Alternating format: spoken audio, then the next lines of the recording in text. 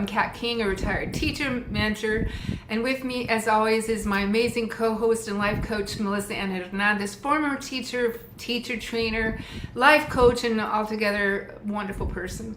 And we're here with, as fellow neurodivergent women entrepreneurs, because we're starting our business called Curiosity Cubed. And we've developed our company to serve neurodivergent women because we are neurodivergent women and we know how hard it is to cope in this world. So what we're developing in our company is a 3-day program to help people to come in to be a part of our conversations here in YouTube. And what we're doing right now with our company, our goal is for 2026 is to get at least 20 fellow entrepreneur women who want to go through their passions and figure out all the way to profit to start their businesses. So if you're a woman with any type of neurodivergency, or whether you've been diagnosed or not, ADHD, ADD, autism, or any kind of parts of that spectrum, you're in the right place, okay? And so let's get real. Our brains don't play the same game and rules as a normal brain does. We're not neurotypical, we're neurodivergent, so we're off the beaten path a little bit, but that helps us to feel more, to think more, and to create more. And that's why neurodivergent women are going to be great entrepreneurs. Okay, so today what we're going to work on is something Melissa talked about last week, and that is executive functions. So Melissa, what are executive functions and why do they matter so much for us?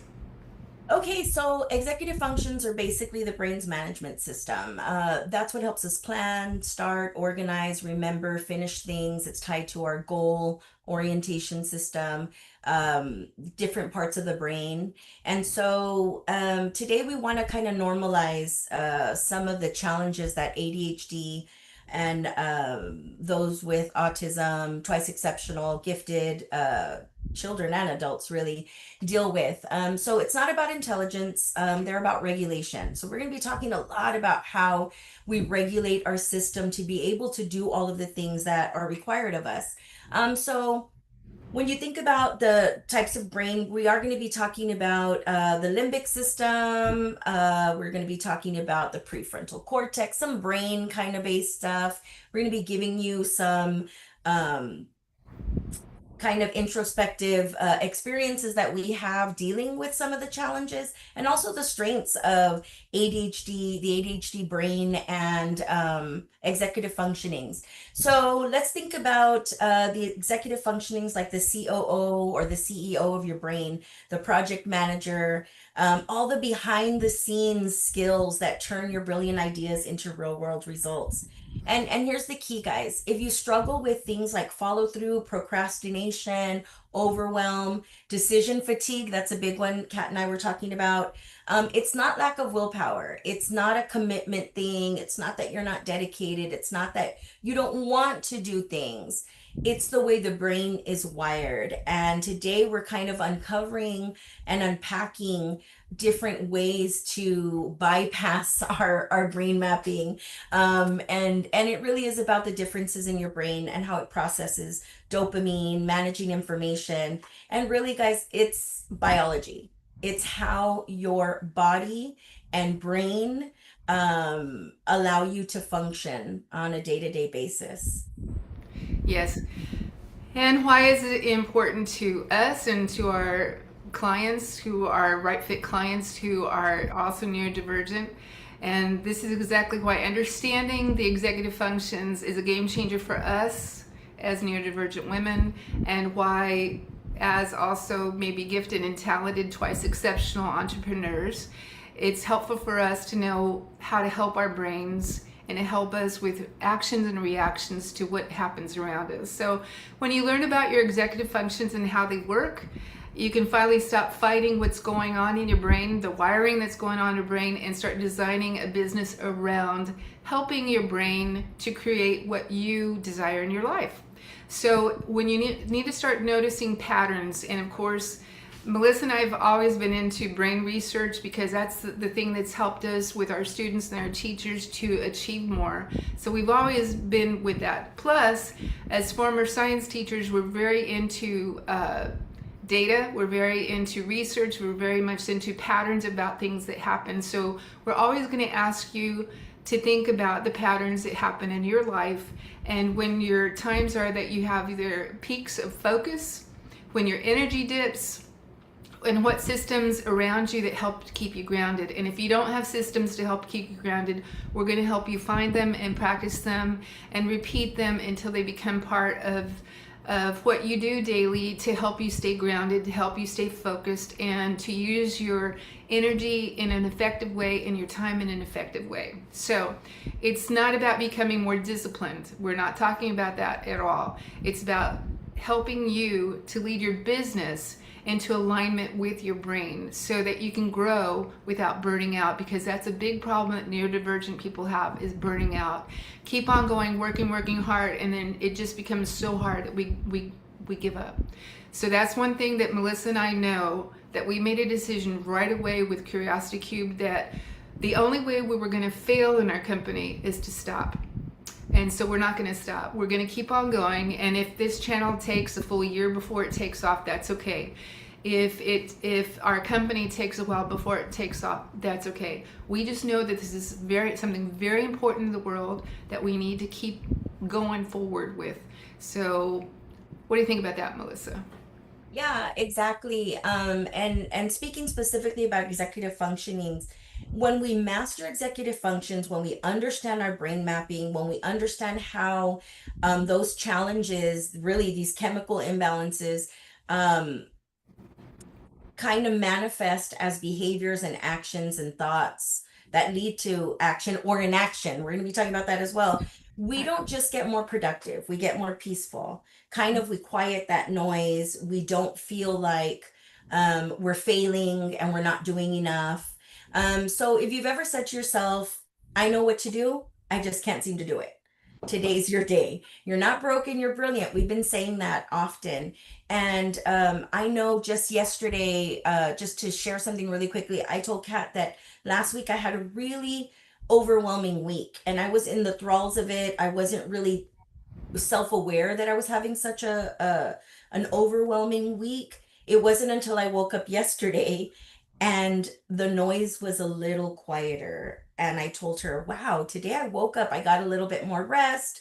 I think I turned off my TV, I did some extra things. And then the morning, I still had a lot on my mind, but I felt that it was quieter and I felt a little more at peace. And it was because I really was more self-aware. So that's kind of what we're going to be talking about today. So stay with us, because over the next hour or so, we're going to be breaking down the 5 executive functions that make or break your business and your personal life, your relationships, and how to use them as tools to create that consistency, that clarity, and the confidence in a way that works specifically for your brain. So let's jump in with the first one. The invisible CEO in our brain, working memory. So today we're starting topic number 1, working memory. You're going to see why this single skill determines whether your ideas stay dreams or actually get done. And Melissa will help us to understand about your brain's working memory. Okay, so let's think about the working memory as the invisible CEO of your brain. Really, that project manager, so to speak, of the most simplistic things or tasks to the more complex. And so, why does it matter? Why is working memory so important? Well, it's kind of our mental whiteboard. It's kind of that big post-it note, that big poster board where we slap on all the things, all the ideas, the instructions, our goals, short term, long term. And of course, memory leads us into action. And so when that board gets too full, or sometimes like it happens to Kat and I, erased mid task, everything crashes. So for those of us that are ADHD, autistic, twice exceptional women, this is kind of that number one hidden productivity killer. It's not a character flaw, it is cognitive overload. We will be talking about cognitive load theory as we progress through this live today and our conversations. And we're going to be ending kind of with cognitive flexibility. So as we lead into that, I kind of want to prime you for some of the points that we're going to be talking about. And start with our prefrontal cortex, right? Our prefrontal cortex holds that short-term data. It's when that dopamine drops. Remember, dopamine is that pleasure chemical, right? That's the one that we kind of strive for as ADHD thinkers. It's that RAM, right? And it's, we can only hold certain amount at one certain point in time. So when that RAM empties, it's very different. We cannot perform at optimal levels, right? So I did mention twice exceptional, and we kind of mentioned it before, but I just want to kind of put a little pin there. So twice exceptional can be those of us who may be gifted with ADHD, gifted dyslexia, gifted with autism. So it just means that we have exceptionalities and we are the exception to the rule. So our brains think and process differently. So when we talk about twice exceptional, we may also say 2E. I know in the education world, we would call our students that were gifted and maybe were, let's say, under the special ed umbrella. They were twice exceptional students. So I just kind of wanted to give you a little bit of context for that. So gifted and ADHD brains process information quickly. It's at a rapid pace, but they also struggle to store the information while shifting context or shifting conversation, shifting. It's hard to transition. So external scaffolds are really important: visual boards, checklists, mind maps. And they aren't crutches, really. A scaffold is something that helps us to get where we need to be. So they're really like cognitive prosthetics, right? It's cognitive layers of cognitive help or support that we need. And executive function isn't about willpower, it's about biology. So when you support your biology, your performance will improve. So, Melissa, when we're working with our clients, how does this working memory show up when we're coaching clients, especially when they feel like they know how to and what to do, but they can't hold that thought long enough to act on it? What can they do?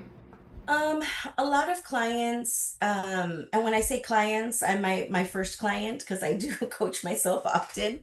No, but a lot of us will describe it as like being lethargic, mental static, also tab overload. I know a lot of us will say, well, I have all these tabs open. So think about your computer screen and you only have three tabs, right? It's a visual kind of a marker of the three things that you're either simultaneously working on or thinking about, even if you're not real, even if you've kind of tabled one of those tabs. But for ADHD brains and several of my clients, they have multiple tabs open, so many tabs open that they can't even see the topic. Or so it's very overwhelming. And then that leads to forgetfulness, or what we would perceive as forgetfulness, but really it's processing overload. It's just too much information. And their brain cannot hold so much info and so many steps. My gifted clients, just like gifted students when I was working in education, and even my teachers who were gifted, they often were plagued with overanalyzing and overthinking. And that is like that ruminating, playing out conversations, playing out decisions. And it really does lead to overwhelm. And it is very taxing on the body and the mind. My ADHD clients, they kind of understore. And what understore means is that because they have issues with working memory and processing information and tapping into a short term and then kind of trying to store it as long term memory, they lose momentum. And that often happens mid task. You can be talking to someone and then they're like, wait, can you repeat yourself again? They're completely listening to you, but they're trying to make these connections, or their brain is making these connections. So they tend to lose momentum or direction or attention mid task. The other thing is the emotional load, the stress, the rejection, the anxiety. It further weakens our working memory. Last week, we talked about RSD and we talked about perceived rejection and how that takes an emotional toll on us as we go through these feelings again of rejection that leads to stress, that leads to anxiety. That affects our working memory. The more stressed we are, the more challenging and difficult it is for us to gauge what we know, even if we know it and stuff is anchored in there. It's hard to kind of tap into that working memory. And so you can know something and not be able to recall it in the moment. Those two are neurologically separate skills. To know something and to recall it for an ADHD, twice exceptional gifted brain is very challenging at times. So, Kat, as an intuitive mentor and a mentor to several teachers over the past decade, what systems or tools help you externalize memory, like to get things out of your head and into some type of structure? Okay.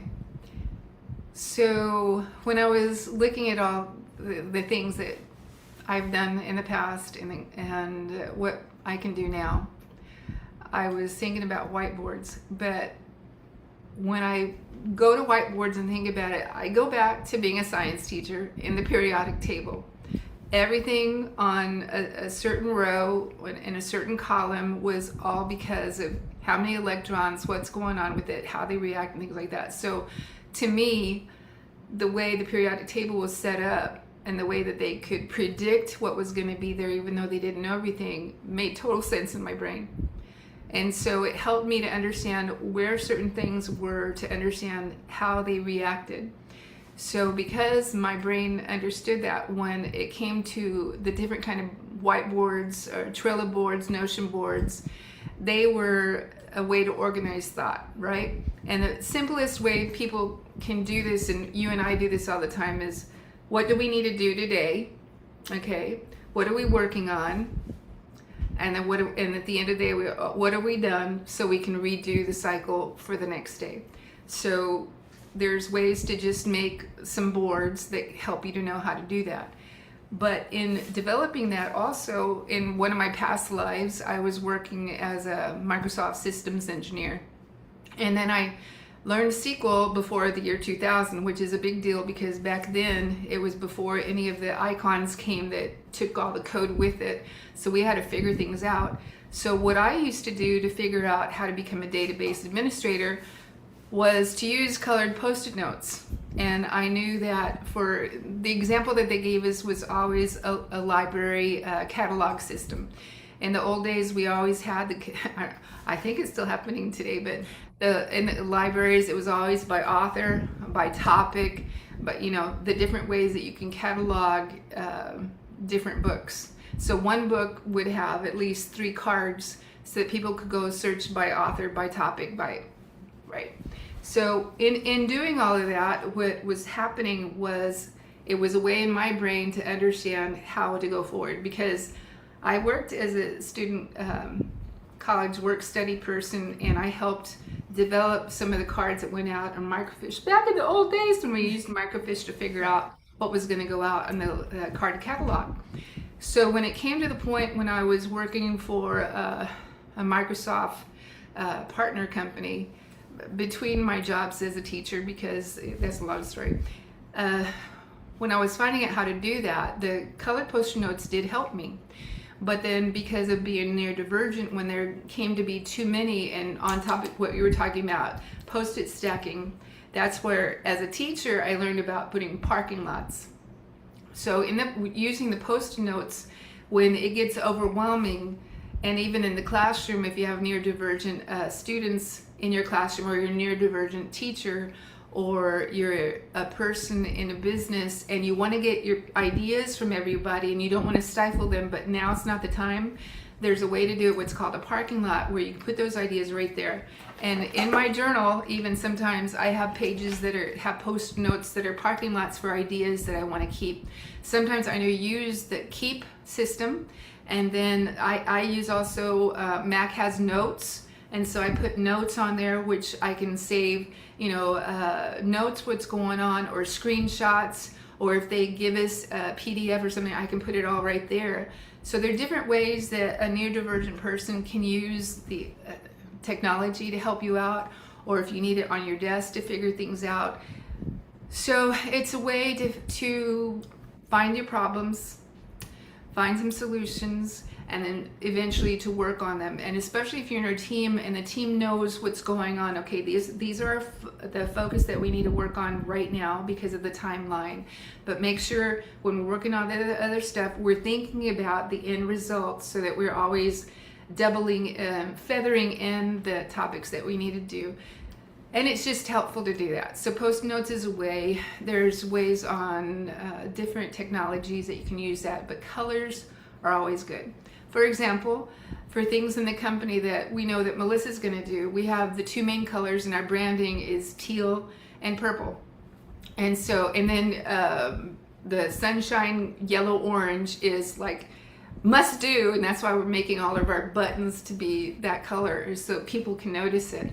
And so Melissa, anything for Melissa, we know that's going to be in teal, and anything for Kathy is going to be in purple. So that's another way to do, and the brain remembers that kind of thing.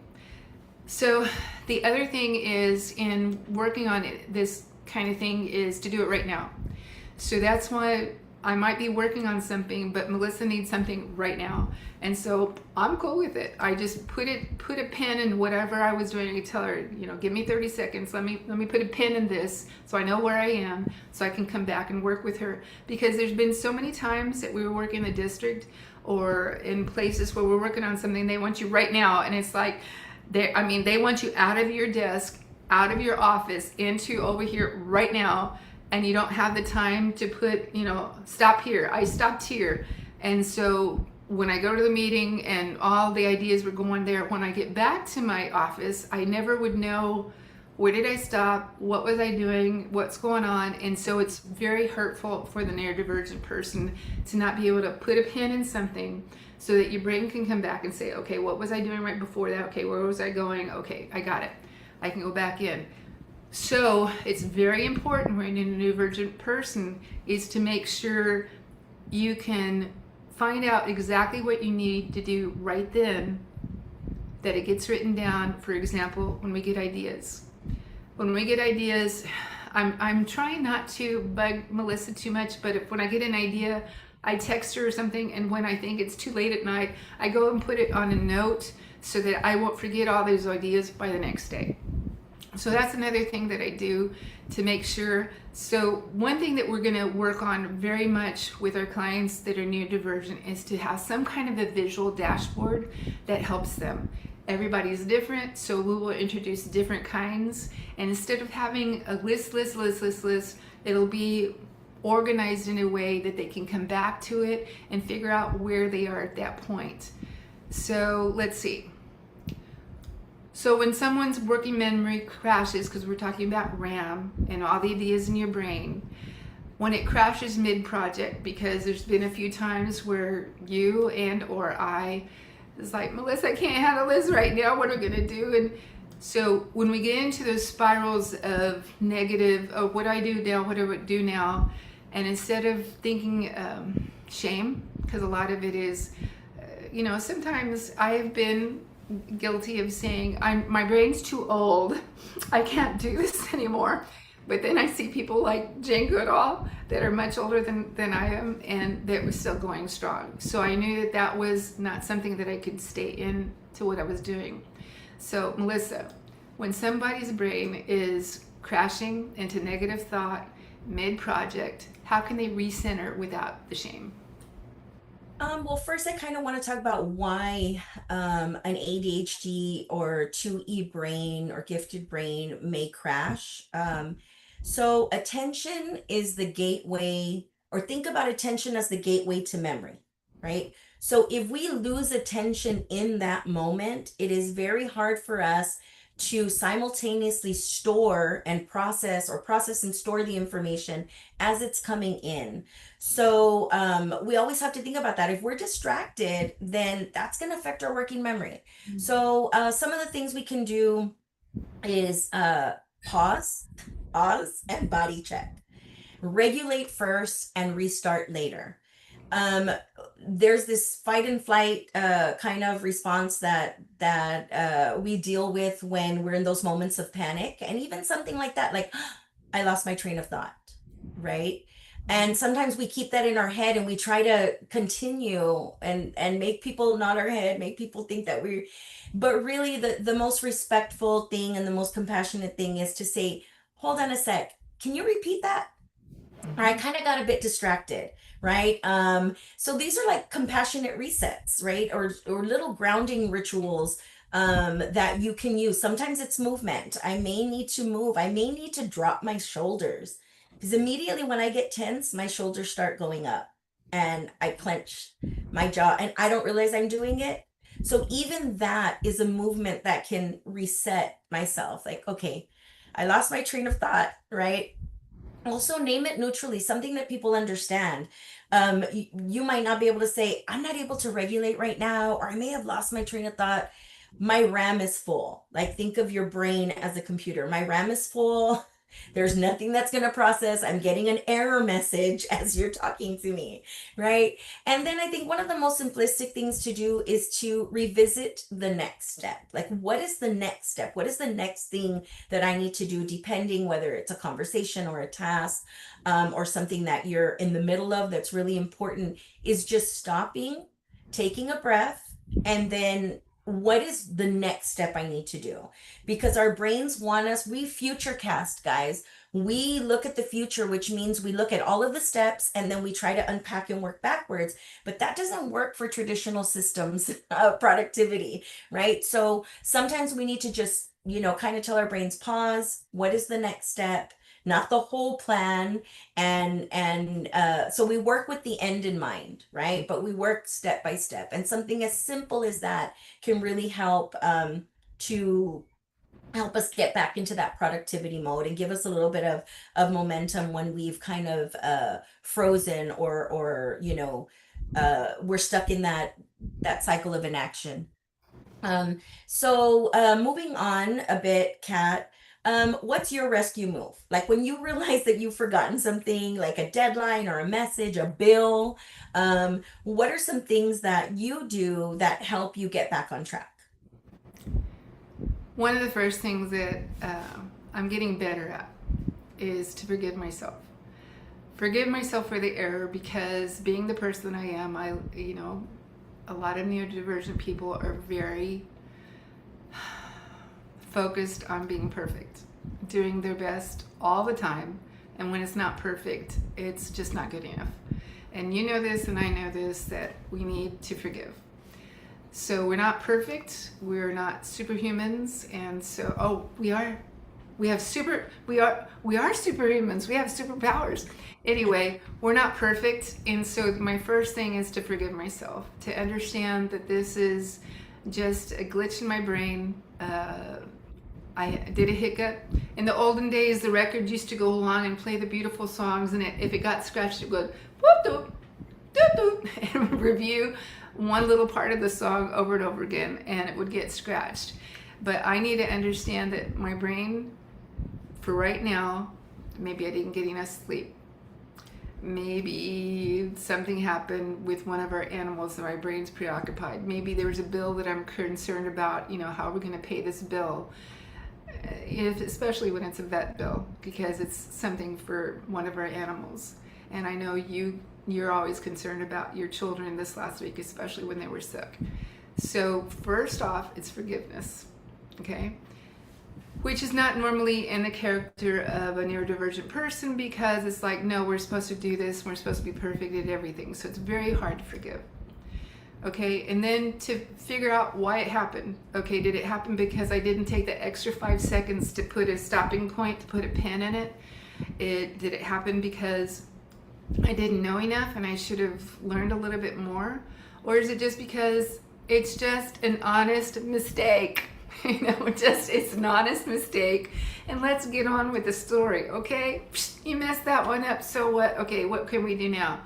It's talking about failures, and as former science teachers, for anything to happen in science, you have to try and fail, and try and fail, and try and fail. So the whole thing is for example, 4,000 different iterations of metals and gases before Edison figured out about the light bulb, yeah? So what if he stopped the one time before he actually figured it out, So I think with us is to understand, in our business, we will fail. In our YouTube channel, we will fail. We don't have the best sound yet. We don't have the best visuals yet. We're not perfect with making sure we're staring at the little green dot right there all the time. And sometimes we get nervous, okay? we're trying to figure out whether split scene is right or the speaker scene. So there's so many little things that we might not be doing right as far as a YouTube channel goes, but we're doing our best. And the main thing that we're working on that I think we're doing very successfully is content.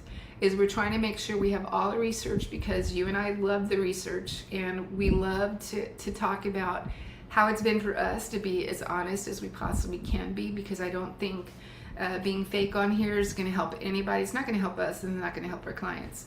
So I think us having that part of us that is extremely vulnerable and honest is what's going to be helping us. So to figure out self-forgiveness, figure out what the problem was, to review what happened in there, and to not say things like what I normally say. You know, I've been so guilty of this, and I'm working on it, so I won't say it so much as, why am I like this? Even when we went on a trip, I was so upset about about my RSD, about my negative mind, sometimes putting myself down consistently. And so I'm working through that. So instead of ruminating on why am I like this, you know, I'm just not good enough. I'm and negative talk. I'm working on my negative talk for it not to be there. I can't say that it's never going to be there again, but I work on that. And then the thing I was talking about before was parking lots. So if you have an idea, and sometimes, you know, in a neurodivergent brain, when you have an idea, it's really hard to put another idea in there, because that one idea is going, oh, I could do this, and I could do this, and I could do this, and then I could do, and it goes so deep and so far out in the web of thoughts about possibilities. There's so many possibilities out there that it's hard for us to get another thought in there, because it's like, no, I'm thinking about this, leave me alone right now. My brain's full with what my thoughts are right now. So that's also why students have problems to focus on what the teachers want, because that's not in their brain right now. Especially like you're an art student and you just came from art class and you're talking about, oh, we learned how to throw clay today, and we're making these shapes, and I'm doing this stuff, and all of a sudden the bell rings and you have to go to science class, and it's like you're in there thinking about the creation you're going to do and what the color is, and that you have to fire it and stuff like, and all of a sudden you're supposed to focus on what the rock cycle or the star cycle or something. Is like, I don't want to think about this right now. So that's another problem that neurodivergent people have. But if you have a way to put, for example, I would tell the student, every time you have an idea about what you want to do, just write the ideas down and then try to focus. And when you get that, write it down so that you know it's going to be there when you come back. And I do that now, even in meetings and things, when I listen to the YouTube channels, Alex Hormozy, that I keep on listening to him about different things that he's teaching about businesses and stuff. I put the ideas down because I know there's things that I want to think about later and come back to with you, so that we can use these ideas for our business. So that's always been very helpful for me.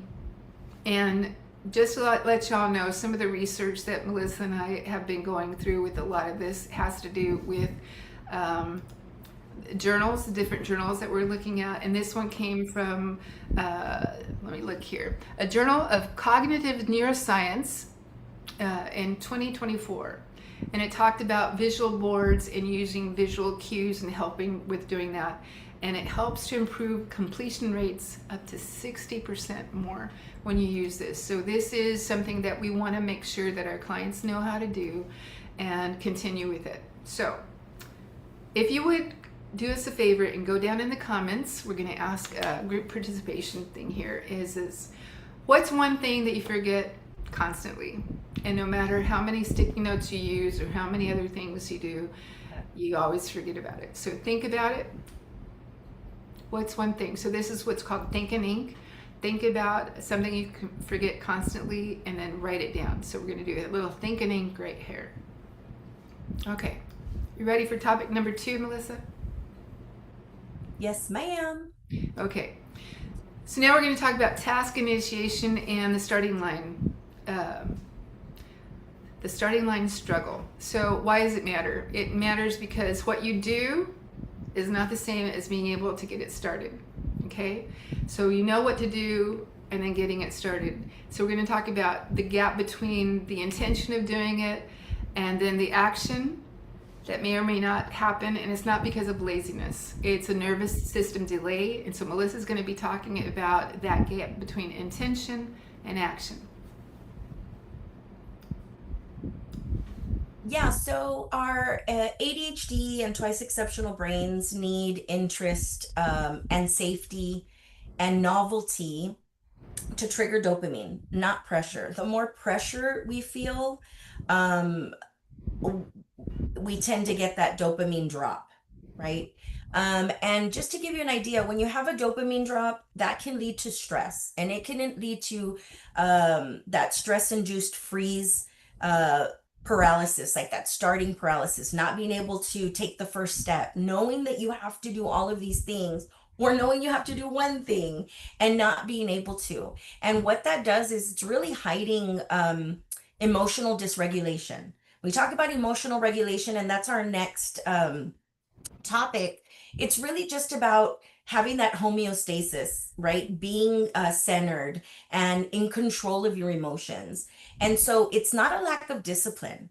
It's not a lack of interest in the person or the task overall, but it may just be in that moment that we don't feel safe. We're second guessing ourselves. We're questioning ourselves.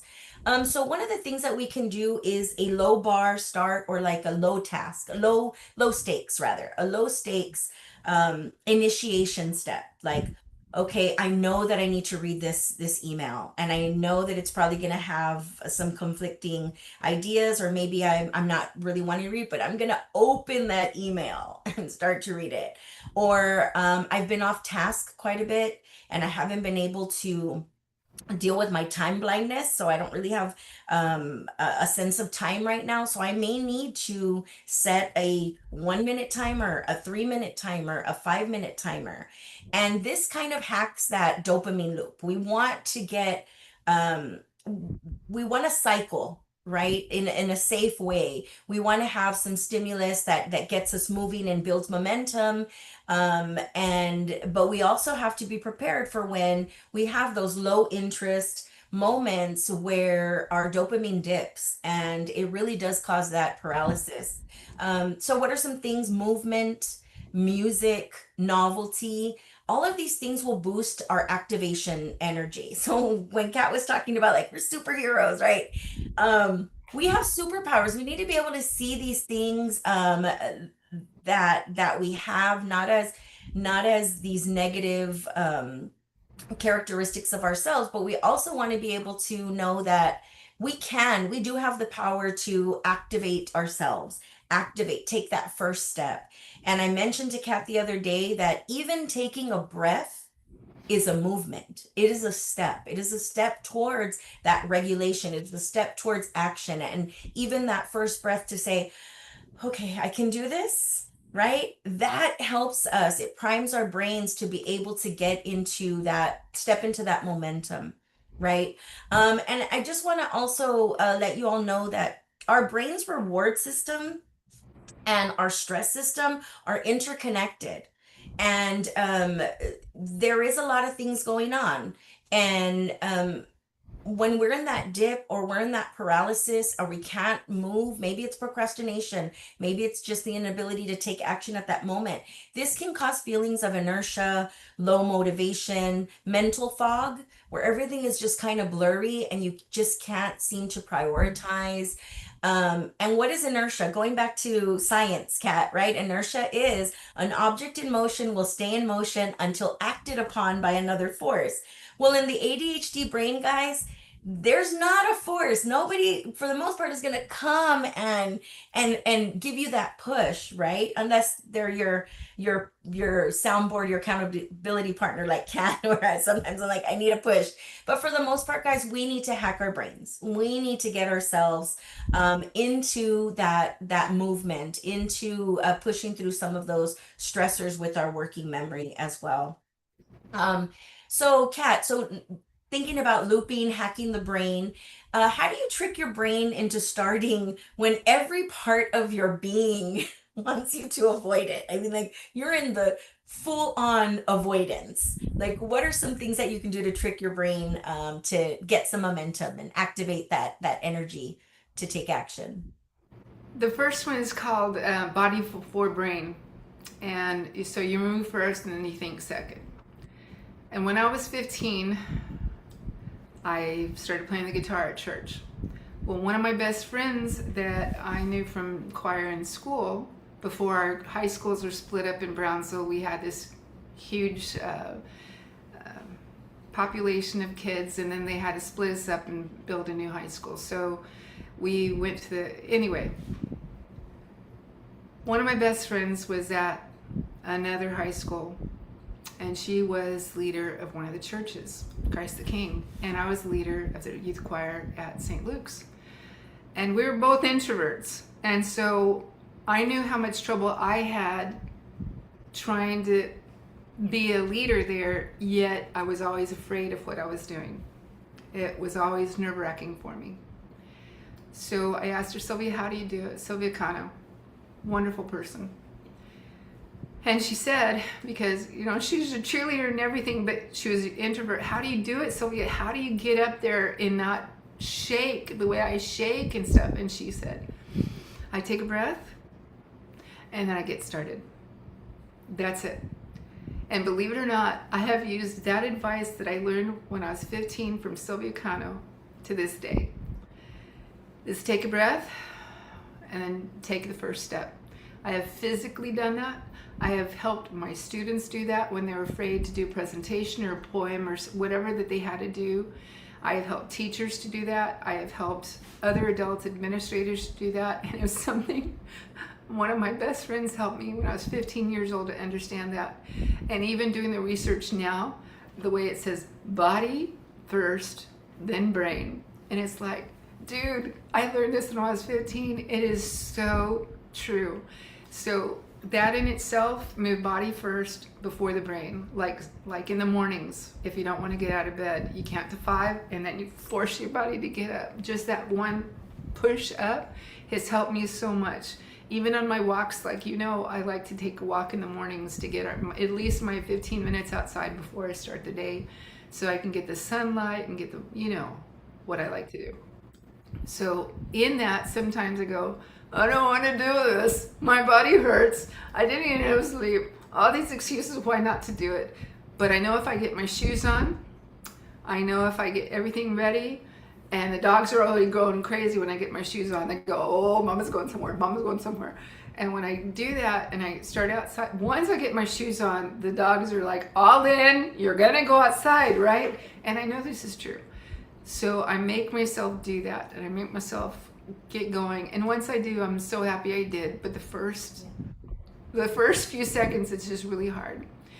So in this, if you think about just 2 minutes, if you give yourself a chance just for 2 minutes, because once I start walking, what happens? The dopamine starts kicking in, and then my body's so happy I'm walking and getting some of that cortisol out that I had during the night and stuff. But it's helpful because the momentum, just like you said, once you get it started, you can do it. I can walk all the way down to the road and all the way back, and it's good. But getting started is the hard part. And so I just make myself do it.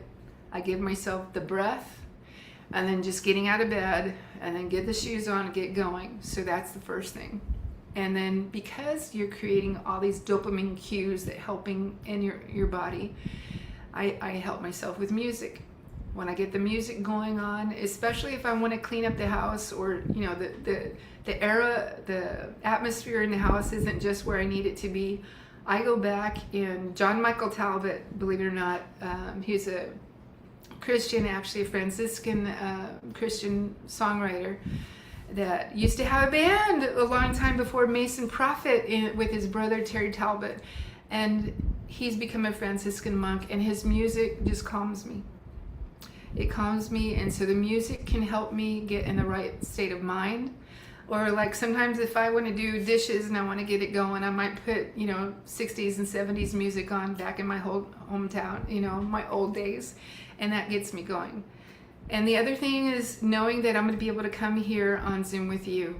when we come to do our work during the day, that gives me a lot of momentum to say, hey, I got to get on there for Melissa. I got to make sure I'm there for Melissa. So it gives me a lot of impetus to come on here, right? It gives me a lot of momentum to come on here.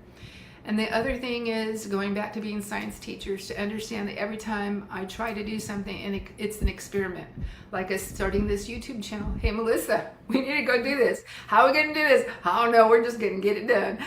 Alex Hormozzi says, just get it done.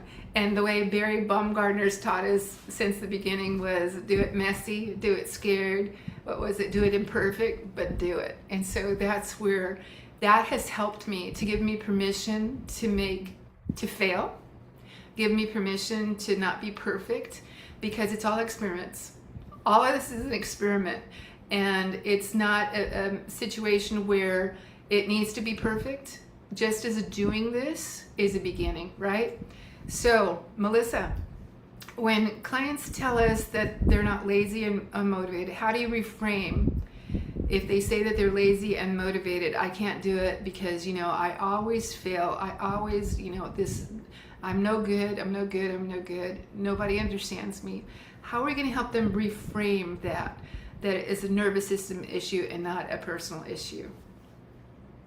I think that's a great question. I think that one challenge I have with clients is separating their identity from how their brain is manifesting, like the dopamine drops, the threat. And when we say feeling safe, we don't mean like a physical safe, like I'm in crisis. It's really this internal dialogue that the brain has, where we're really assessing whether we're doing something right or wrong. And it's like almost this minuscule panic, but it still manifests into this full-on threat response, right? So I talked a little bit about that dopamine drop and how it induces that freeze response. There's what are threat responses, right? We have fight, flight, freeze, fawn, right? So there's different ways that our ADHD brain responds. So one of the big thing is explaining to them how their brains work first and foremost. And 9 times out of 10, the client doesn't understand how their brain works. So then I tell them, okay, your brain is working against you, right? But it's not you making the actual conscious effort to say, I don't want to do this.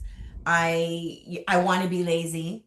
I don't want to pay my bills. I don't want to engage in these difficult or challenging tasks.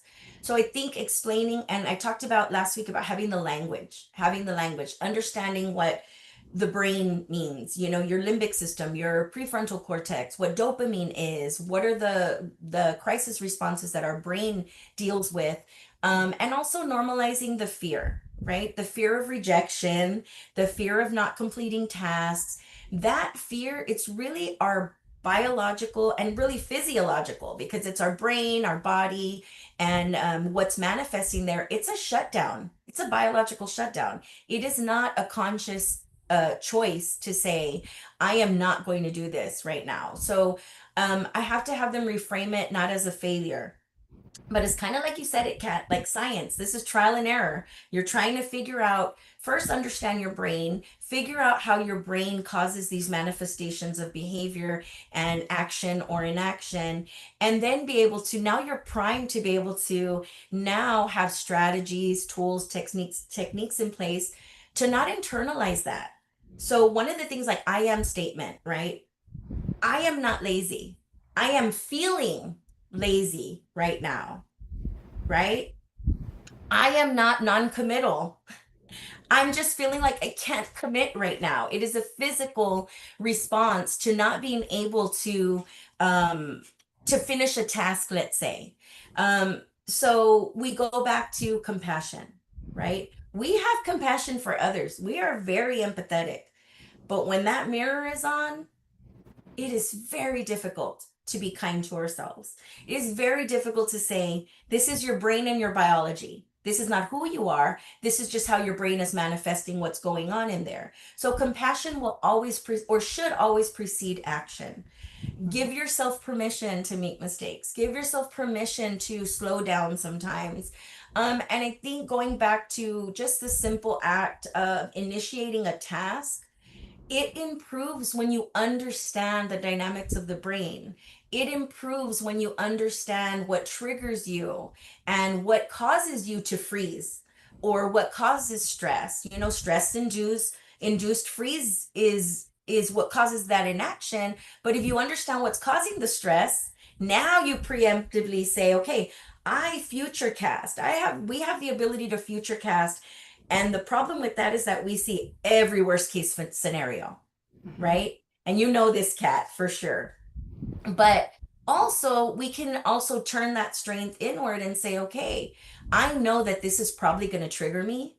So what am I going to do to prepare for that? So that way I kind of fight or short circuit or work around my brain mapping there when it's going to trigger me to have that fear response, or I'm going to mess up. They're going to reject me. I'm not doing the right thing. I'm not fulfilling my goals. So I think really understanding the brain is so important, even on the most simplistic level, right? So I kind of want to take a little deep dive here. So, Kat, what's your personal rule for breaking down an overwhelming task? And we have many. We've had many overwhelming tasks, so you can speak on this like personally. But like, what's one rule for how you approach those overwhelming tasks? I think first I want to start with one that everybody has: washing dishes. So I'm going to take that, just washing dishes, and break it down into little steps. Is what I like to do first is make sure everything's out of the sink, because people tend to put a lot of things in the sink. It's like, well, how can I wash dishes with all this stuff? So I take everything out of the sink. And if there's junk in them, I wash the food off, because I'm one of those weird people that I like to wash dishes. I don't want to wash the food that's left on the dishes and get the dish water dirty with it. That's something that my husband and I have an issue with. He just would rather let the water get dirty and then start over again. Let the water get dirty. And my whole thing is, no, no, no. So I like washing dishes a lot because I like my little steps. I know I'm weird, but I like my little steps.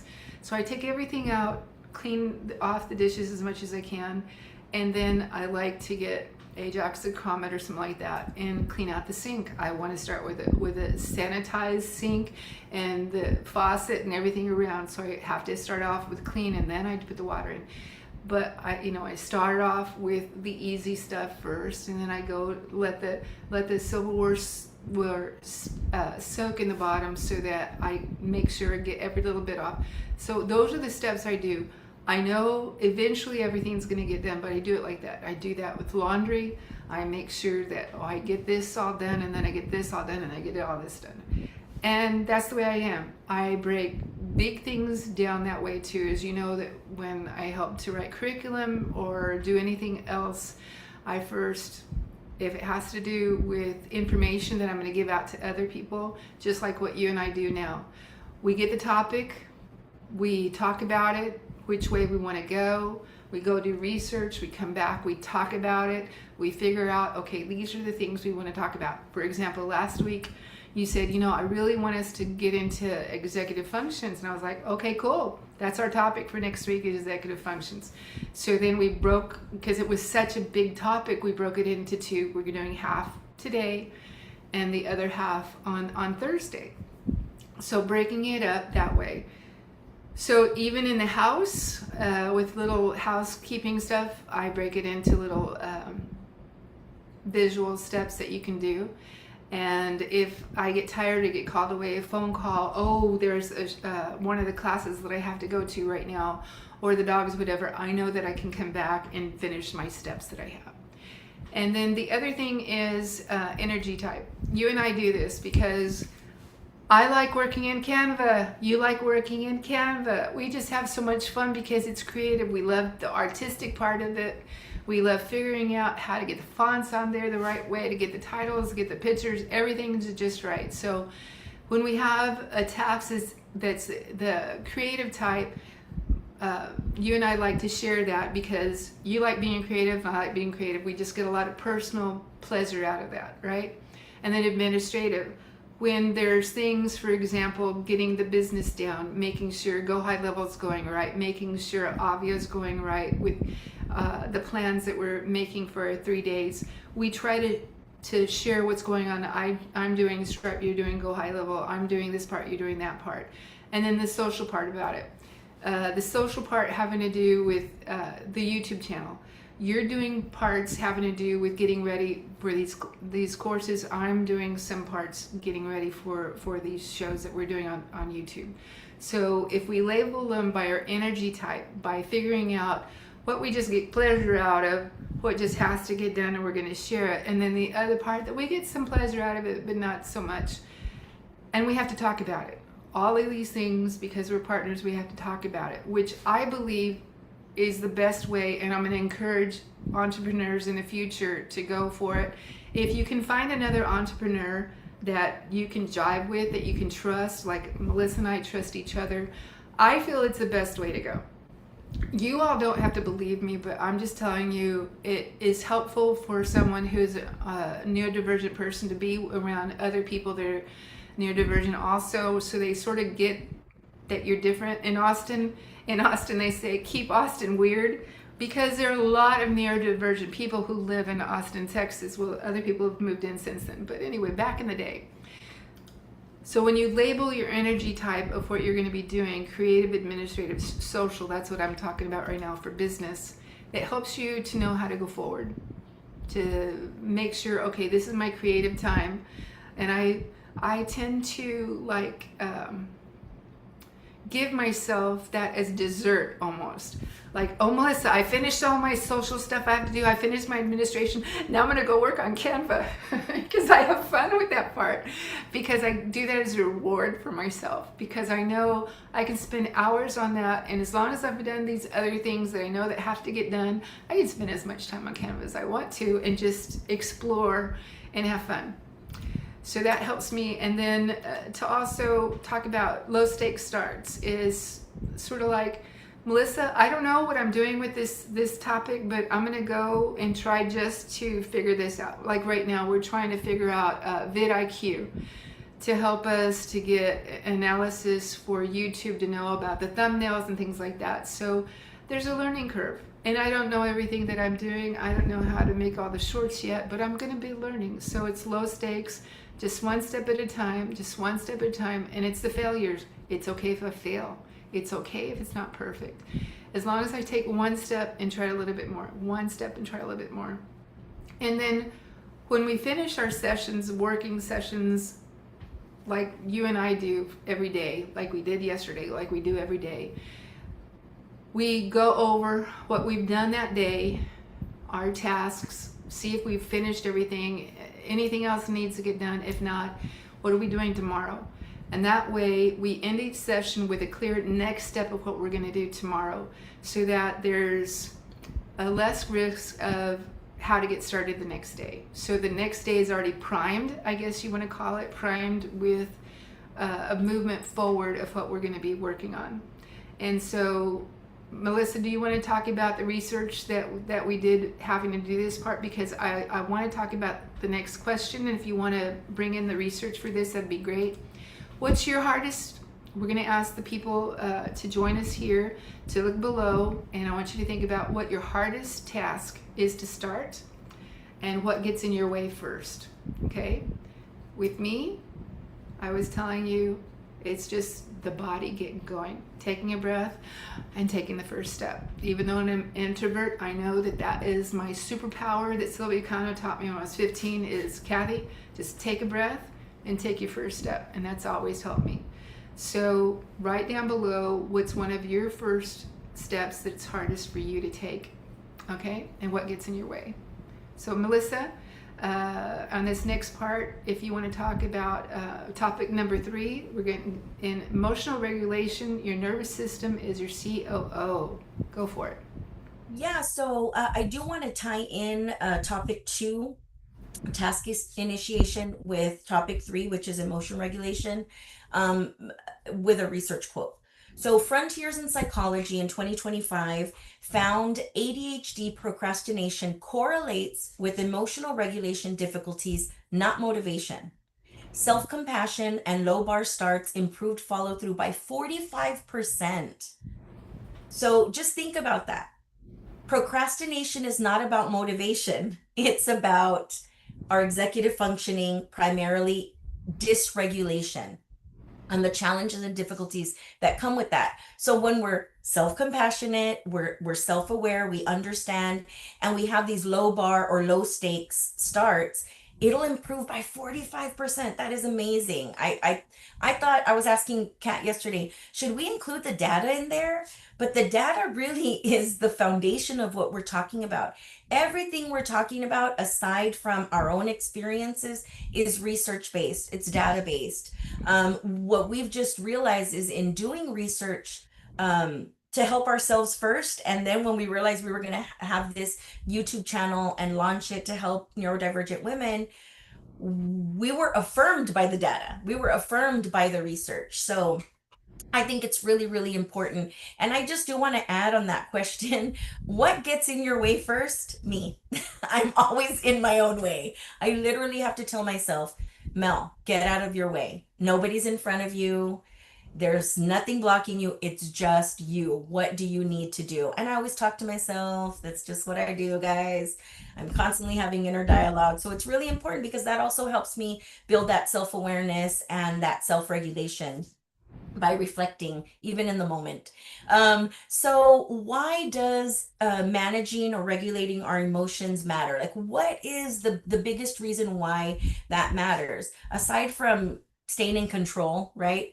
But if we're talking about like eventually what Kat and I are doing is we want to help neurodivergent women learn about themselves, their brain mapping, their bodies, but also help them build businesses, pursue their passions, monetize, all of the things that we wanted to do over the last decade while we were working in a job that um, we loved, but we weren't feeling fulfilled, right? So that's what we want to do. So if I'm now putting the frame on business, you cannot run a thriving business or a thriving practice if your emotions run you.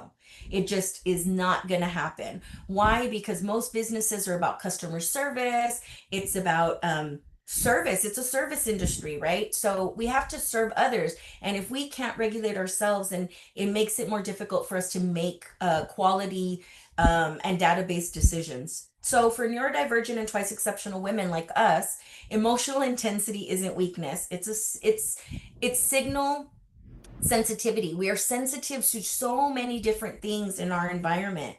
And last week, Kat reflected on her emotional intensities. I also reflected about how my intensities manifest as well. And it goes back to we are already sensitive. And it doesn't mean like, oh, you're so sensitive and oh, you talk too much or oh, why does this bother? Why are you still thinking about that? You know, our brains are wired that way. We cannot change it.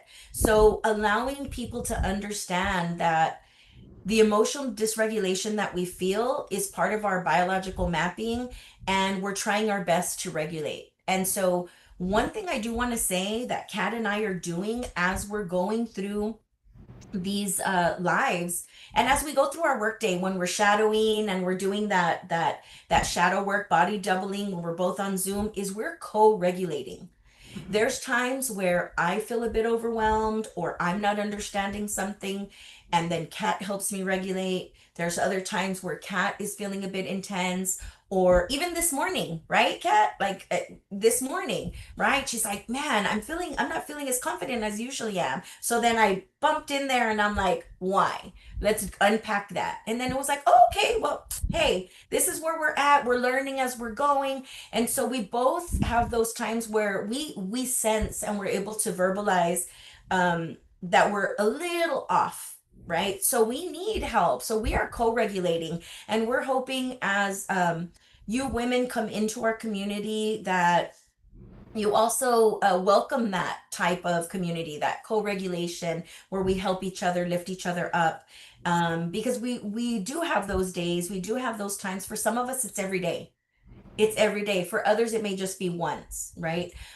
So dysregulation is really important, and that prefrontal cortex, the prefrontal cortex, for those of you that don't know, is the focus area, right? That is the planning. That also is inhibition control. So I know, in speaking about being gifted and teaching gifted students and gifted teachers, or teachers servicing gifted kids, I always told them the prefrontal cortex is mapped a little bit differently, right? So Kat is going to kind of take us into some of the other key points about that, but I just kind of wanted to prime you guys on that emotional dysregulation and how the prefrontal cortex is mapped just a little bit differently. First, let you know that for men versus women, the prefrontal cortex is very different. And usually for men, it gets developed a little bit later in life, and for women, it gets developed a little bit earlier in life. So in saying that, sometimes when women, for example, neurodivergent women, might have extra stuff going on because of that time of the month or things like that, because hormones do affect us very much. And then on top of that, it's just sometimes difficult to make those decisions. But if things emotionally are okay for a neurodivergent person, it is so easy to make decisions. It is like a very logical sequence of what should happen, and the brain just figures it out. It's just easy for neurodivergent people a lot of times. But if there's a situation where there's emotions that are not neurotypical but neurodivergent, a little bit too much information coming in, for example, emotional information coming in, for example, it's hard for me sometimes to focus in a meeting when I notice there's someone that's ill, that needs something, that might be standing up when they should be sitting down or something like that. It's hard for me to focus on something. I need to go take care of that person. I need to make sure they're okay. It's like, what you're talking about right now is not important. I need to make sure their needs are met. And sometimes with neurotypical people, it's like, what's your problem? It's like, well, I need to go take care of them. I know you know what I'm talking about, Melissa. It's like, we're going to get started in just a minute. We're going to make sure that this is happening. So in that, to understand that sometimes your prefrontal cortex might be offline because you need to take care of this emotional thing for yourself or for someone around because you're empathetic and you want to take care of them. Okay? And in that, sometimes, for example, like when we were on our trip, it was hard for me to think about what was going on here because there was something going on with my emotions in my head, and I needed to go outside for a little while and take a breath and ground myself again, and then come back in, and then I could handle everything that was going on without a problem. But the loop that starts happening in my brain was, it was the shame. I shut down, so I was silent, and then the guilt started happening. So it was very hard to regulate at the time. So me going outside, taking a breath, grounding myself a little bit, it's recalibrating what was going on in my head and starting over. Just shake it off, just like that song. Shake it off. So just shake it off, physically, emotionally, breathing, whatever it takes to recalculate, to come back to the beginning. And so some of the tools that we've been talking about since our first times here were the breath work, because breathing is the first thing that comes out of any human being, and the last thing that happens is the breath. First breath and your last breath. So everything in between is your life, right? So to work on the breath, because getting more oxygen into your body and into your brain improves the cognitive abilities, right? And then grounding your energy. So understanding that your energy is not only from within, but from without. And in that, to understand that nature is one of the best ways to ground yourself. Breath work is important for yourself. And then outside, nature is the best way to do it. And then the third thing that we're going to be working on, that we're starting here in YouTube and we want to continue as we start our business, is our community. Is to be surrounded with people that are like-minded people that want to do what we're doing, want to take their passion and then create some kind of profit in the world. Because I'm going to go back to what I truly believe human beings are supposed to be doing. Human beings are supposed to be learning the skills that they need and learning it within the things that make them happy so that they can create their own heaven and have a job, build a business that they would do for free, but yet be able to do it to provide for their own family. Okay? So that's the next thing that we're going to be working on as far as the business goes. And in going to our next part of this is, Melissa, so dysregulation and sabotage, even in the smartest entrepreneurs, how does that work? For the very smart entrepreneurs, how can they take the dysregulation, sabotage, and go forward? And I'm also asking you for us, how can we take when we sabotage ourselves and go forward in our business right now? So, kind of in a nutshell, dysregulation distorts perception. When we are emotionally dysregulated, um, our perception is skewed. And to put it into simpler terms, or maybe something more practical, I have a 4-year-old, Galilea, and Galilea is just learning how to regulate her emotions. So some issues that are small, that we perceive as adults to be small, may feel catastrophic for her. Right now, she has this thing of, she just started being a little fearful of the dark. And my initial response to her was, why are you afraid of the dark? Right? Asking her a question that she can't answer first, right? Secondly, my initial is to say, what's there in the dark is there during the day. Don't worry.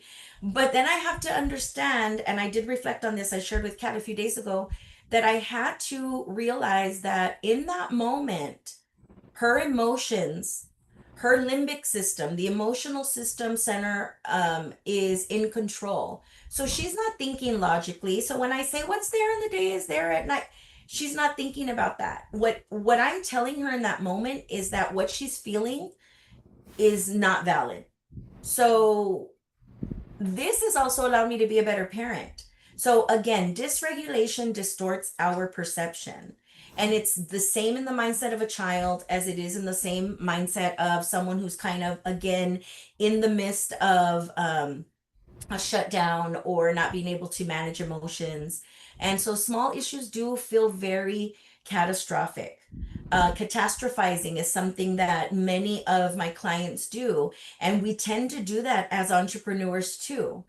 There's been times where Kat and I, individually and together, like, why are we doing this? Should we be doing this? Like, we are not, maybe we're not in the right place. Maybe we're not the best at what we're, and then we have to regulate and allow our prefrontal cortex, that focus center, to now come in and say, wait, let's rationalize this. We are primed. We are ready. This is who we are, and this is who we want to help. And so we allow ourselves to ground each other.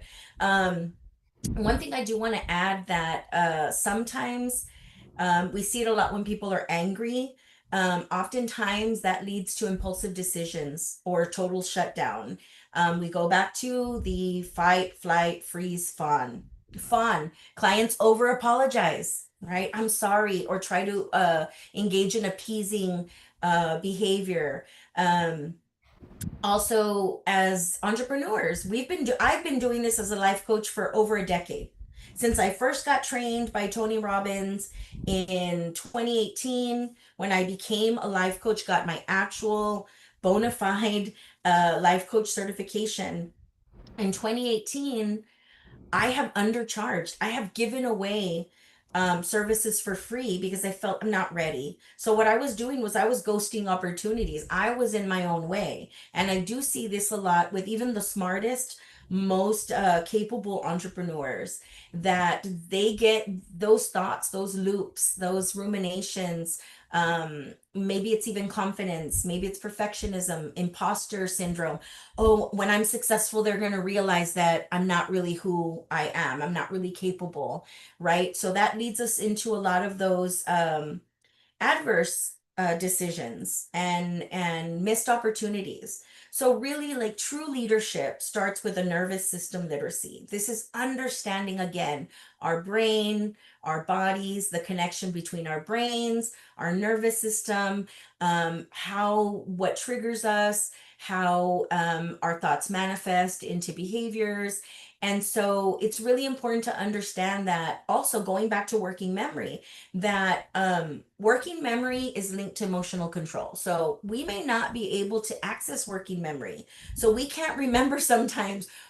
I know I'm triggered. I know I'm in it. What was that tool that I told myself I was gonna do when I started feeling this way? So we have to work at it and work at it till we get really good at it. But it does lead to impulsive actions, and that leads to like further difficulty with processing information at the time. That's why when somebody's really sad or somebody's really mad, it's really hard to get that rational, logical sense, because they're working on their limbic system. So our actions are really heavily influenced by our attention, and if we're giving attention to the negative aspects of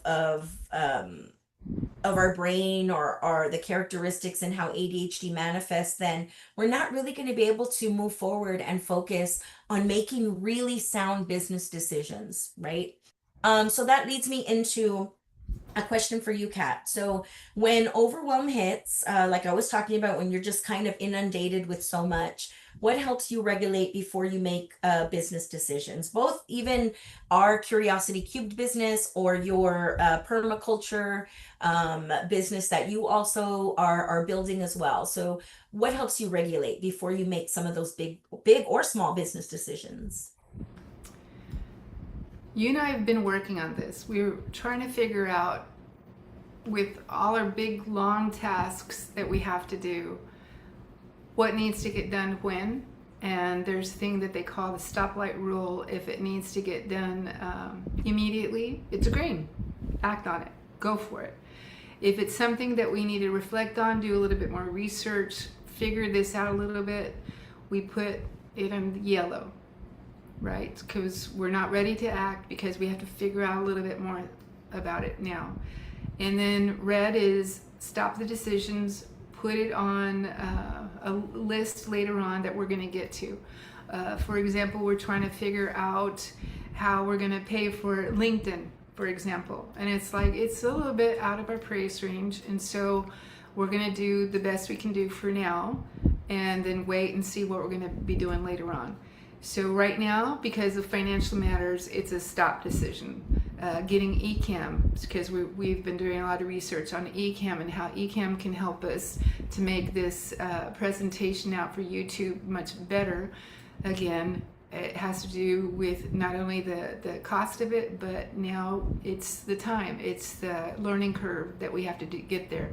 And right now, that's not a priority. Right now, doing this is a priority. So we've figured out which ones need to get done now, which ones we need to work on, but we need to do some more research, and then what we need to just figure out eventually. Work on it eventually. That's later on. And it reminds me back in college when we had to do Robert's Rules of Order when I was the president of the Student Senate, and Becky Valdez made sure we learned it really well. And it's the committee work and stuff, and then we'll work on old business, new business, and then you figure out what to table. So we're figuring out what we're going to do now, which is the green light, what we're going to do a little bit later, which is the yellow. We need to put it in committees so the committee can figure it out, and what we're going to put on red, which is we're going to table that for right now and figure that out later. So that helps neurodivergent people. It's helped me always when I've learned how to do that. But for me, like I've talked about before, for emotional regulation, it's going outside. My go-to thing when I'm upset about anything is breathe, and then go outside, touch the earth, go play with my dogs. My dogs a lot of times help me with the joy. I take a walk to go figure out, there are so many plants on our farm that I don't know them all yet. So I take a picture and I try to learn one more plant every day, and I'll have to find out, okay, is it edible? Because I need to know all our edible foods. Is it toxic? Okay, if it's toxic, and believe it or not, a lot of the toxic things can be used as medicines. So even though it's toxic, my husband says, oh, we have to get rid of it, it's toxic. And I said, no, no, no, no, no, no. The toxic things, a lot of times you can use that toxicity to figure out the next part of what we're doing. Okay, so one thing that you've talked about a lot is never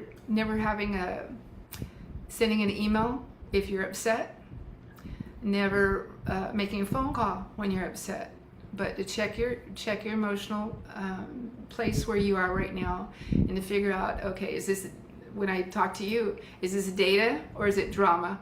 And let's figure out where this goes with this information. Is this important really for our business, or is it something I just need to dump my emotional thing on you, Melissa, for just right now, and I don't expect you to do anything else but listen to me because I have this issue right now. So that's been helping me, but let's go forward. What's one somatic or mind shift that helps clients to stop with their spiraling, Melissa? So somatic is relating to the body, right? And especially as distinct from the mind, right? Mind body, talk about mind body connection. We also talk about the disconnection between the mind and the body, right? Somatic and mindset shift can be two different things that we can help our clients deal with. But some of the things that we can do, and Kat talked a little bit about some of her grounding strategies, like box breathing, sometimes shaking out, just kind of getting that nervousness or that feeling out.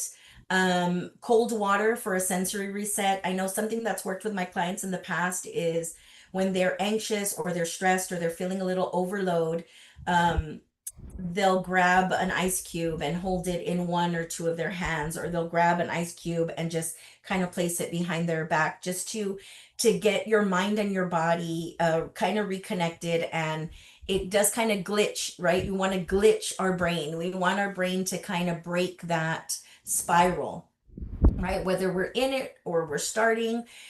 Something else, and I kind of talked about this before, about like claiming your emotions. Write your emotions as sentences. I feel sad because something in my family happened. I feel angry because this. So it also allows us to identify the stressors or the triggers, opposed to saying I'm angry. So when I say I'm angry, I am personifying that. I am identifying myself as an angry person, where I should say I'm just a human being who is feeling the emotion of anger. I am feeling frustrated because this. So the I feel emotion sentences is a real good way to build your emotional awareness and emotional literacy.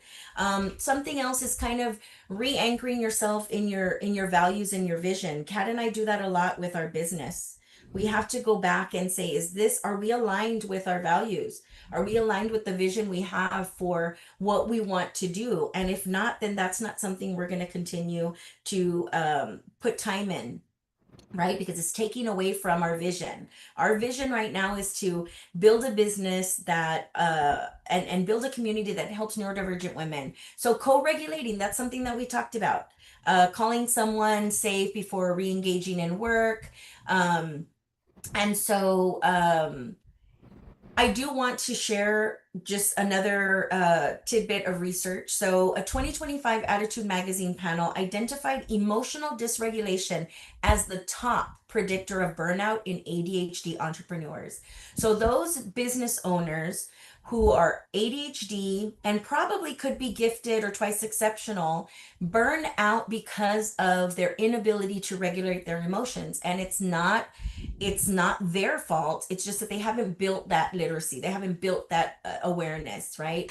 So we're going to push out a question prompt to the audience right now.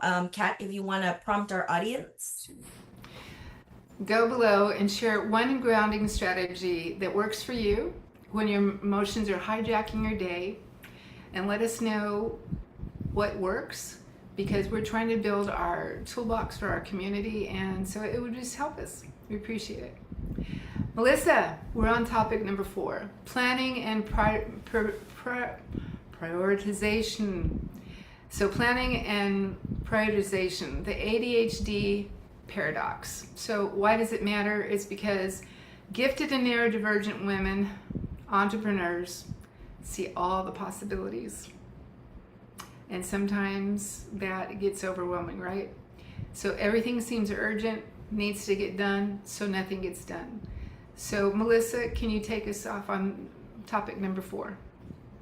So we talked last week about overcommitting ourselves, right? Where we tend to say yes or volunteer because we have that server's heart. We want to help people. But today I kind of want to also connect that with over planning. Over planning, over committing is a dopamine trap. And it gives us a false sense of productivity. I have so many things going on. So many people are relying on me. But really, what we're doing is like we are inducing stress and unrealistic expectations of ourselves to others. And so our executive functioning really thrives when we plan accordingly, when we plan for those challenges that we have. For example, because we have issues with working memory, because we have issues with task initiation and emotional regulation, that also can lead to other challenges like procrastination and disorganization. We talked about procrastination last week, but it also leads to strengths like hyperfocus and creative problem solving that we also talked about. ADHD brains and gifted brains are able to hyper focus on things, and it really does allow us to be better problem solvers instead of just looking at problems. And so like Kat is a creative, I'm a creative, and so we have that innate problem solving. We see problems and we want to come up with different solutions. So we need to help ourselves, and ways that we do that and even solving issues in our business is like visual hierarchies, right? We don't have long to-do lists. We have 3 things that we need to get done. We set them in the day before, we remind ourselves in the morning, we check in during the day, and then we debrief in the evening to see if we're on track. And if we're not on track, then we say, okay, no apologies. Let's see what we need to get there. So it's really important that not everything is going to be urgent, but sometimes it feels like it is. So then nothing gets done. So we have to really prioritize and work on building those strengths, using our hyper focus and problem solving into working around procrastination and bouts of disorganization as well.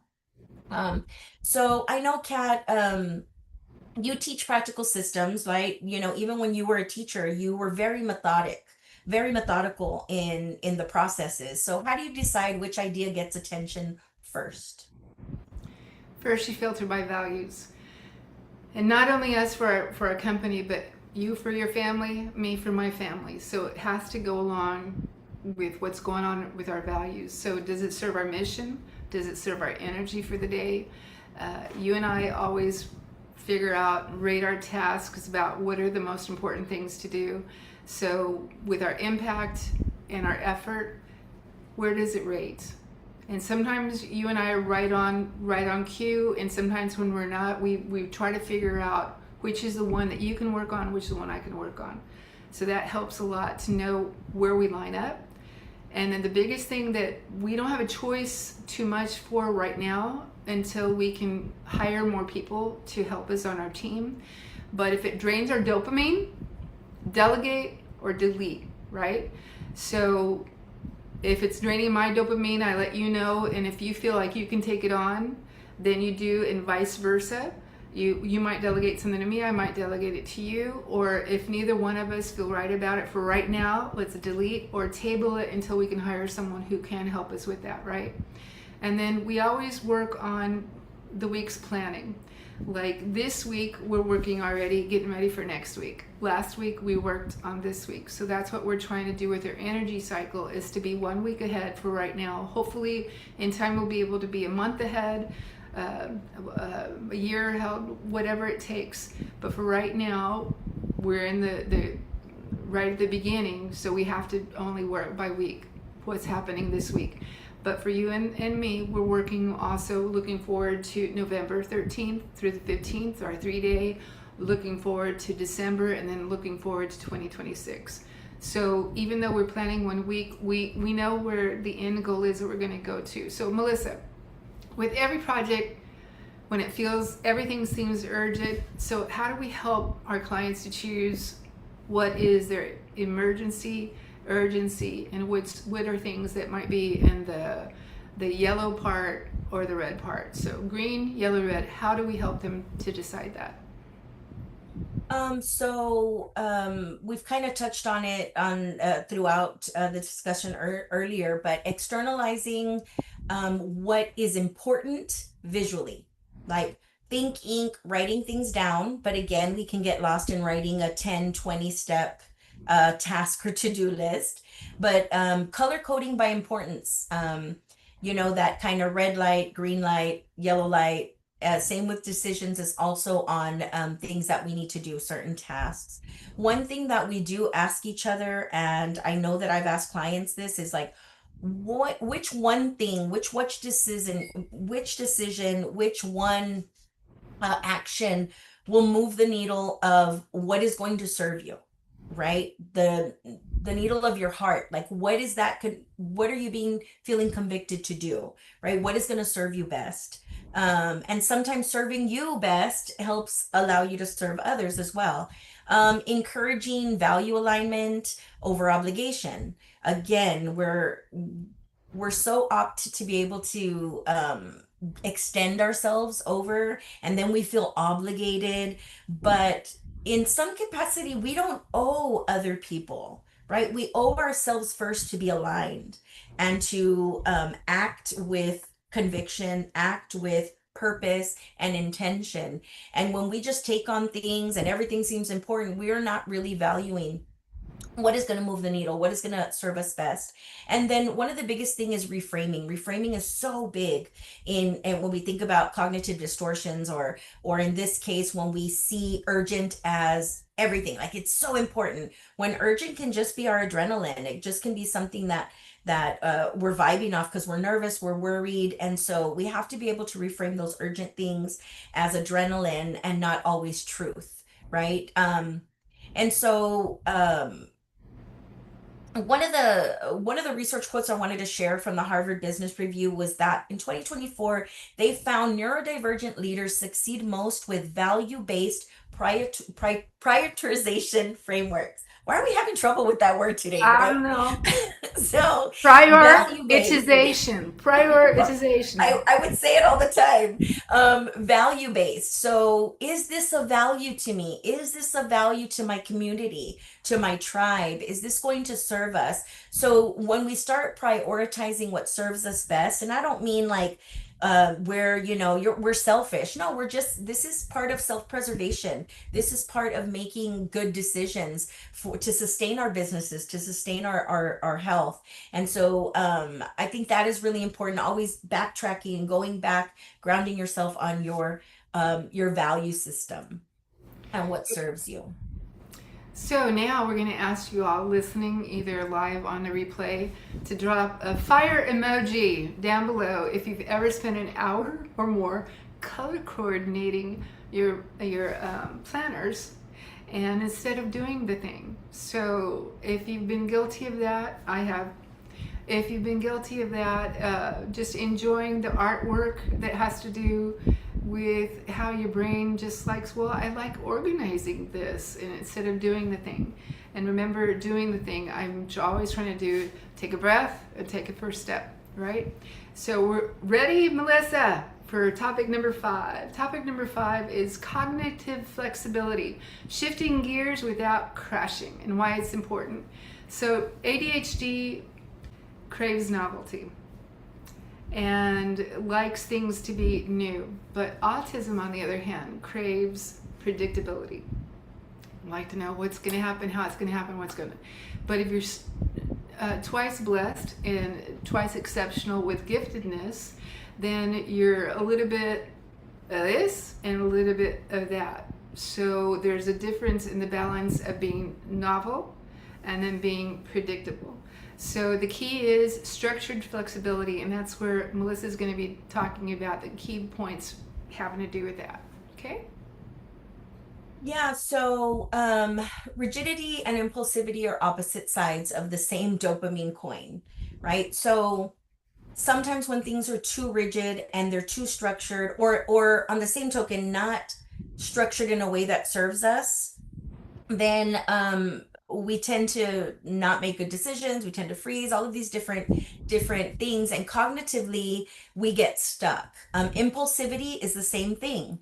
Oftentimes, if we are stressed, if we are overwhelmed, and we need that dopamine hit, then we engage in impulsive behaviors and not always the best decisions. So it's important to know the difference and find a structure that serves you.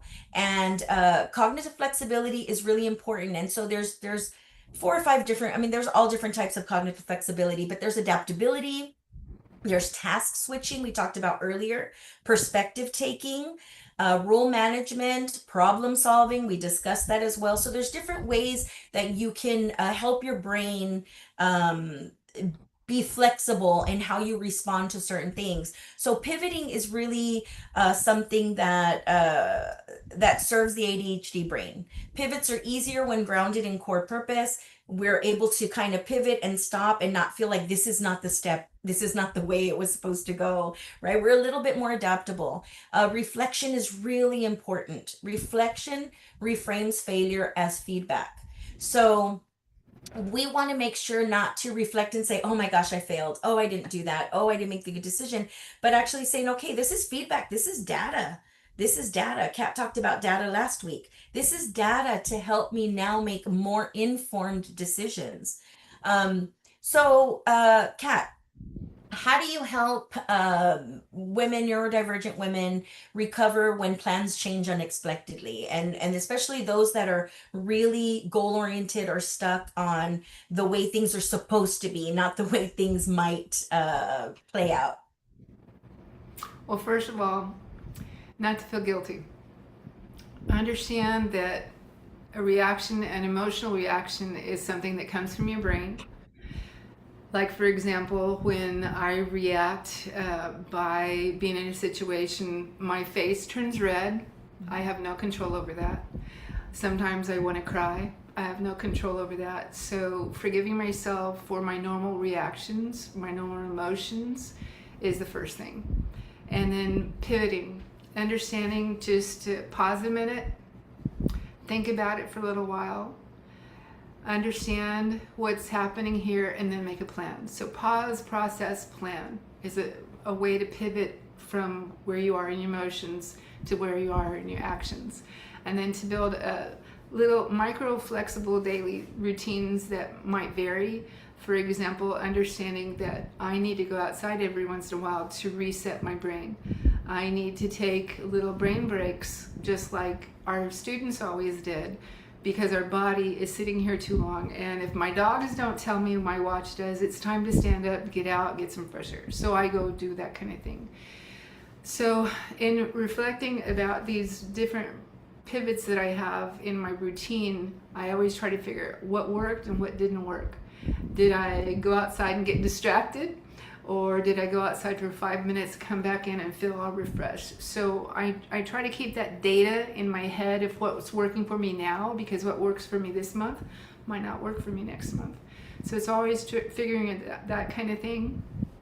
And in doing that, I try to have a living plan of what I'm doing, and instead of having a rigid calendar, always to understand how the week flows for the farm here, how to understand how your calendar flows for you, and the time of day for you, for your children, and things like that. Like Halloween, I knew you had to leave early to go make sure that Galilea had her costume and y'all had the candy and the decorations and we're ready to go. And there's not a problem with that. So understand there's a living plan with how our lives are going, and then to treat the different changes, I've been saying it since the beginning, is data. So understand, bring all the data in of why that happened, and see it not as a failure, but as something that we can work on to go forward, right? And so in our schedule, we have been working out our schedule to get that going, to recalibrate our days, to figure out, okay, now, Melissa, now that we have the YouTube going on, we have to restructure our week. We can't do it like before. We have to do the research, We have to go and figure out all this stuff, because before it was only focused on the 3-day event, what we were working on with Barry Baumgartner and Blue Melnick. That was always the focus. And now the focus is more of developing community here in YouTube. So it's switched, hasn't it? We've recalibrated and we're getting it going. So we've been anchoring our goals and making sure it always aligns with our vision and our values, right? So you go for it with the next part, Melissa. With the research, you like to do this part, so I'm gonna let you go for that. This is our last one. So go for it, Miss Melissa. Okay, so last research quote of the day: Nature Neuroscience in 2025 confirms dopamine regulation impacts task switching ability. Structured novelty prevents burnout.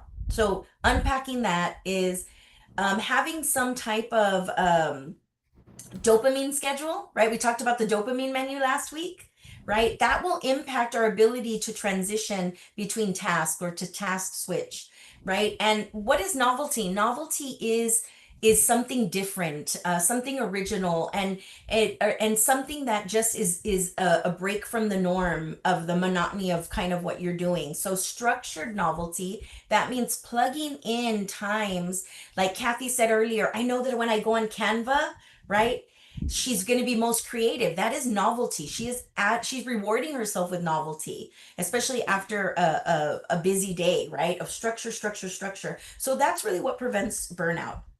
So to our audience, the last prompt we have is, we want you to tell us what's harder for you: changing direction unexpectedly or staying committed too long.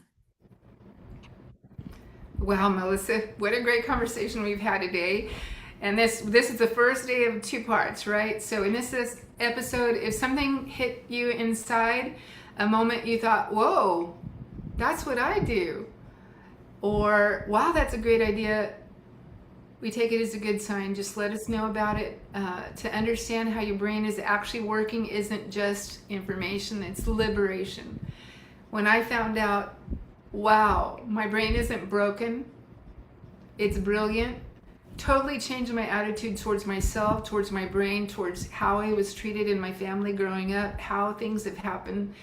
And I'm an older lady, so to discover this stuff so far later in life is in a little bit, it's sad, because I wish I would have known it back then, but it's okay because I know it now. I know it now, so I'm going to go forward with the information I have now. So the executive functionings that we've been talking about here and that will continue on Thursday aren't willpower or discipline. Remember that. They're biology. It's in your brain. It's one of your organs in your body that tells you when to do and how to do. So what we want to do is help you to design your life around your biology, and then finally help you through your step to your genius zone, figuring out what your zone of genius is, so you can take that passion and to create a business. So, and that's what we're doing here together here at Genius Zone Live. We're helping neurodivergent, gifted, and twice exceptional women, entrepreneurs just like us, find clarity, energy, and flow in a way that actually fits your wiring. So if anything in our conversation today resonated with you, don't do this journey alone. Come and join Kat and myself in our free Genius Zone Live webinars. We're going to go ahead and put some links down, and I'm also going to provide a free resource on executive functioning, kind of like a cheat sheet, because I know this is a lot of information, right? And we want to be able to process it and be able to use it and implement it, and to help kind of build that resilience that we need as neurodivergent women, especially as neurodivergent entrepreneurs. So we go live every Tuesday and Thursday to help you build a business and a life that feels good in your nervous system. And so I just want to encourage you that we are here for you as well as for each other. And so we hope you join us. Yes, and if you're ready to go even further, remember that we have a 3-day event happening November 13th through 15th, and we have the links below to get you ready for that. It's called Passion to Profit Event. And if you want to discuss how to create a business that feels like freedom for you, coming from your passions, we're going to help you as neurodivergent women, helping neurodivergent women go and figure it out. Okay, so come and spend 3 days with us at this event, and it's not a hustle seminar. It's a clarity experience and for creative, gifted, and neurodivergent women who are forcing themselves into boxes that don't fit, to come out of the boxes and realize that who you are is totally okay. I'm okay, you're okay, right? So, And we're okay together. yes, we are. Go ahead. So, at the Passion to Profit event, we're going to walk you through how you can identify that one passion you do for free and make it profitable. Research it, validate it, choose your entrepreneurial pathway. There's so many different pathways because everyone has their own idea of success. And even though there's different pathways, we'll be on this journey together. And we'll also help you design your work and your week around your energy, around your brain, around how your brain manifests into action, and not pressure. It's not about pressure, it's about support. And so this isn't about fixing your brain, it's about finally understanding it to help catapult you into success. Yeah. So we're gonna thank you for being here. Remember, you're not behind, you're becoming. Your genius isn't a glitch, it's your greatest gift. And Melissa, can we finish with our sign off that we're trying to do? Yeah, before Remember, we do though, oh, I want go to for make it. sure to invite our viewers to subscribe, because Oh, when you hit subscribe, you click that notification bell and you'll be able to get notifications on our live events, and also be able to go back and sometimes rewatch. Sometimes we won't need to rewatch to get a lot of this information, because so many women neurodivergent gifted needs to hear that their brains are brilliant. So yes, Kat, we can. and like, right? They need a like, Yes, and like. and Yes. they need to invite other people that are neurodivergent to watch these, and maybe Yes. go back to our first one and watch all of them. Yes. Because all this is going to help us, right? To bring Yes. other neurodivergent people here. So if you have other people that you know that are neurodivergent and can learn from all this stuff, bring them over, right? And Melissa, I'm sorry, we're closing, and I forgot, but we're getting better at this, huh? I'm like, what did you forget? Because then if you forgot it, I probably forgot it. Well, I forgot to tell them to subscribe, the YouTube channel algorithm or whatever it's called. Okay, now can we do our last bit? Yes. Okay, remember, your brain Your is not brain's not broken, broken. it's It's brilliant. brilliant. So we'll see you Yay! here again Thursday. Bring your notebook, bring your tea, your coffee, your curiosity, and share this safe space where clarity meets compassion and passion meets profit. Oh, you're good, Melissa. Thank y'all. Goodbye. Bye.